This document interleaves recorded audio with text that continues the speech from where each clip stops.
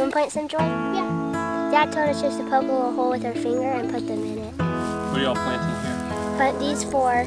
Oh, we're planting pumpkins for the fair. Plant these 4 over there. Giant pumpkins, huh? Yeah. And don't plant them, plant them in 4 different holes.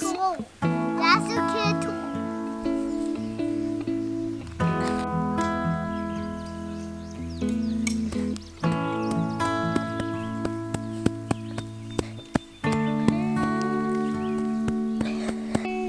Good morning, everybody. We're out in the garden before most of our chores. We got out here as soon as we could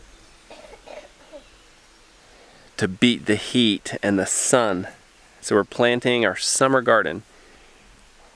The girls are growing Big Max pumpkins up here in the top of the garden. And this whole top area of the garden is for squash, pumpkins, zucchini, and watermelon.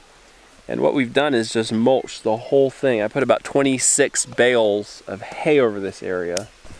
The vines that come from winter squash, at least, will pretty much cover this hay area here if the plants do well. And so the hay will, in between, will just keep the weeds from getting out of control in the vines and making it almost impossible to actually find your squash. Now we will probably have some hay seeds in here where we're planting the squash, but as long as we can weed it out until the squash get up and can compete with the weeds, that should be okay. How many giant pumpkin seeds did y'all plant? 16. 16. And how many of these little bed things? Hills? 4 of them. 4 hills, 16 pumpkin seeds. There's 4 of them in each one. Okay, awesome. And question, why did we pick this side of the garden over here? Because there's manure in the soil. Yeah, because this is probably the richest area of the garden right now, or at least the upper part of the garden. Between keeping the pigs in here, dumping a lot of manure in this corner, and a big giant pile of leaves I had here, this area is actually probably our best shot at growing some big pumpkins. I'll compare this right now to the soil on the other end of the garden. What else are you going to do to try to grow a big pumpkin? I'm going to me and Jeff are just going to let each plant have 1 or 2 pumpkins on them. So they'll put all their energy into growing that. And we're going to make sure they stay in this area, right here. Now we've never really had any luck growing pumpkins, not to mention big pumpkins. We've grown some pumpkins, but we're going to try this year. We're going to keep trying to grow a massive pumpkin until we get there. Me and Joyful are. Joyful and Grace are. Get out of the pumpkin patch, buddy. You're all over the seeds they just planted. You can't be in there. You're a little pumpkin, aren't you? You're a funny little pumpkin. No, you can't have that camera with those dirty hands, silly boy. Come on, let's go somewhere else.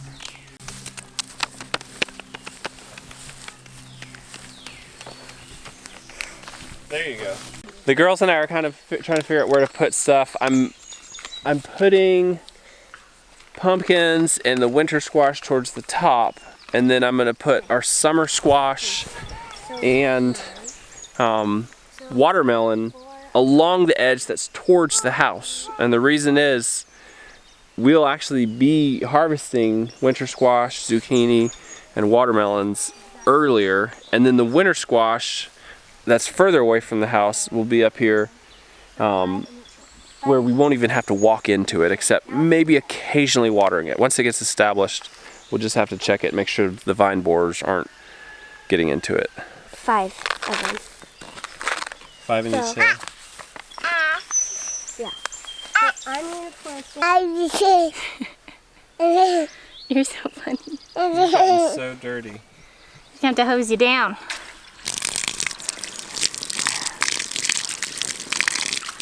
Do you like having gotten a little rain? Yeah, and I cannot believe how overcast it is today. It's perfect for planting. You know what I mean? Yeah. It's almost like this day was made for us to plant. Because it is hard to plant in the middle of the day usually. I guess it's still morning technically, but... Does that look clean enough for a nap? I think so. See ya, buddy. I'll take its clothes off. Oh, here we go, leave that. I got almost everything planted that I wanted to plant so far. I have some watering to do, and I would often wait till the evening, but with how overcast it is, I may water some now. These are Brighton's little garden and Justice's little garden. And you can see that they've divided it up. My guess is it goes something like this. I wasn't here when they planted it, but I would guess like corn, beans, squash, and so they have little garden patches in there. And I don't care. They can plant it however they want, and it can completely crowd itself out. What I want for them is to experience it growing up. And that's fine. That's like seed sprouting, the plants are growing. That's kind of what they get out of it right now.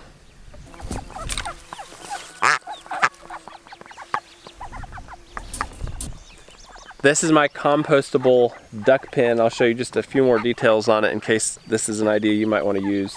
Basically, this is hay bales, and it's 1, 2, 3, 4, 5, 6, 7, 8. It's basically 8 hay bales with an old chicken tractor half lid on it. And I'm just using this temporarily to protect these ducklings until they're big enough to go in with the general population or stay with the adult ducks. Semi-free ranging in the yard. There's a ratchet strap around this thing that keeps it pretty secure. This is not, however, a highly secure pen, and I wouldn't really do this, I don't think, if it wasn't in the garden fence. I do think it's going to keep them safe, but it definitely will keep them contained. And I'm going to re-cannibalize this old, just junky shade shelter because it was cannibalized from something else, and take these metal pieces off and put one on there, and then I'm going to put one on the goose house. And it looks like it might rain again. The sky is dark, and that would be an answer to our prayers, not to the prayers of everyone who's still trying to bale hay. But that would be nice. It rained this much last night, but it has not rained for 3 weeks, and that is extremely unusual for this part of the country. So it feels, there's a few raindrops. It feels really dry. Look at that baby duck swimming. Yeah, they're so cute.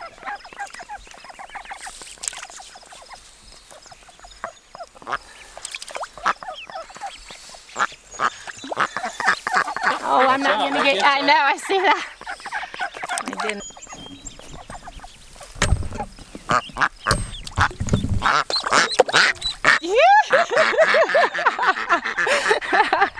I'm trying to help. They'll bite you, yeah. I know. I gotta throw a rock in the other one too. I am just throwing some rocks in these pans of water because the ducklings are still really small, and so I don't want them to get in there and not be able to get out and drown.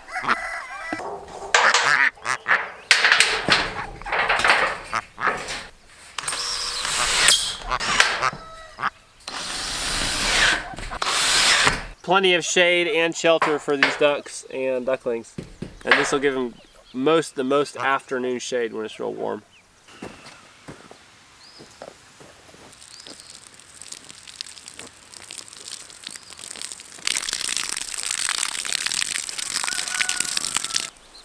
I've been working on my herb garden all morning, and I'm just trying to get the things that I want in here stuck in the ground. There's really no rhyme or reason to what I'm doing. I just had a moment this morning. I thought, man, these plants will die if I don't get them in the ground, so that's all I did. I planted, this is like a summer savory here, or maybe tarragon. That's tarragon. Here's some clary sage. You can see the plants don't look great, and that's my fault. Clary sage. I planted these baby parsleys that were about to die, and so I'm just hoping that I can bring them back from the brink of death. And this is bee balm. No, this is hyssop and bee balm. The weeds in this garden were kind of crazy, so I rescued it today, and I just feel really blessed for the weather, the overcast weather, because I was just able to work hard for a long period of time. So it's been a great morning, and now it's time to go get ready for our big date.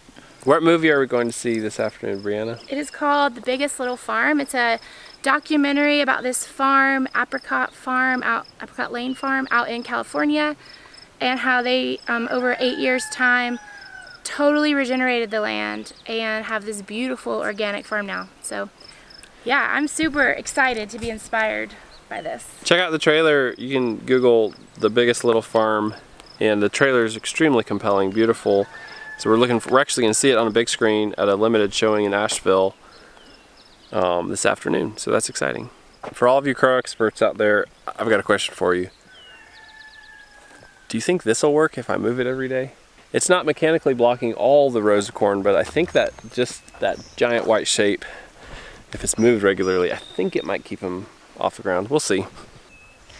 Oh my goodness, like I have so much I need to go do inside, like make us lunch and get the house picked up and get the kids ready to go, but I just can't leave the garden.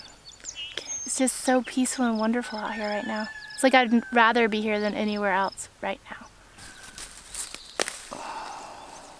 See all this food I harvested today? And that's just what I grabbed real quick. There's a lot more in there. A lot more food in there, not just radishes. We're all dressed up. Actually, he's wearing the same thing, but I took a shower. I changed my pants. Oh. And my shoes. And my underwear. Not your hat, though. Refresh my deodorant. We are gonna go drop the kids off with Grandma and Grandpa. All 5 kids. All 5 kids. Have we been anywhere? We've not. This will be the first time we've been on a date with no children. We left a baby for like maybe we didn't. Just in case I drop it in the water. Are you serious? Yeah, it's the first one.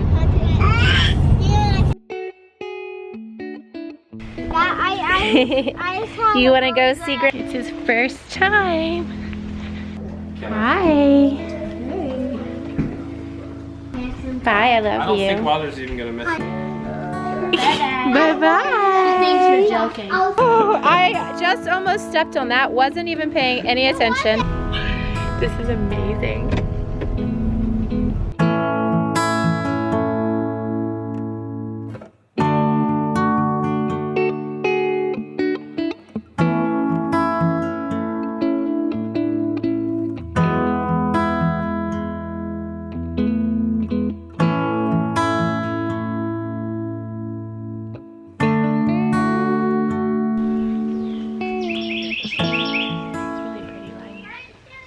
What did you think about the movie? I personally really loved it. I was extremely inspired, and it really made me want to dig deeper into the hows and the whys of gardening and farming and raising your own food. You know, I feel like most of the time, especially with our garden, it's kind of like a lottery.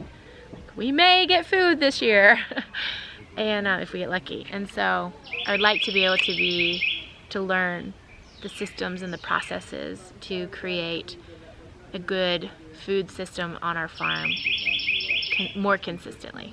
I thought it was a beautiful film. When there's and a lot of the cinematography was just incredibly beautiful, so I appreciated that. So you should, if you can see it near you or get it online, you should check it out. For sure. Support this, because I feel like supporting this movie isn't just supporting this farm and this movie. Oh yeah. It's supporting small farms, it's supporting regenerative agriculture, it's supporting a way of doing things that brings about much fruit. Yeah, and the other thing about that is the more people who show interest in a film like this, the more that producers and, you know, these big media companies and stuff will get interested in this area that a lot of us really are interested in, that I think sometimes gets a little bit overlooked. So I'd love to see this film do really well, and see producers and stuff see, oh wow, people are interested in this, because they are. Anyway, Yeah. Thanks for joining us. See you next video. Bye bye.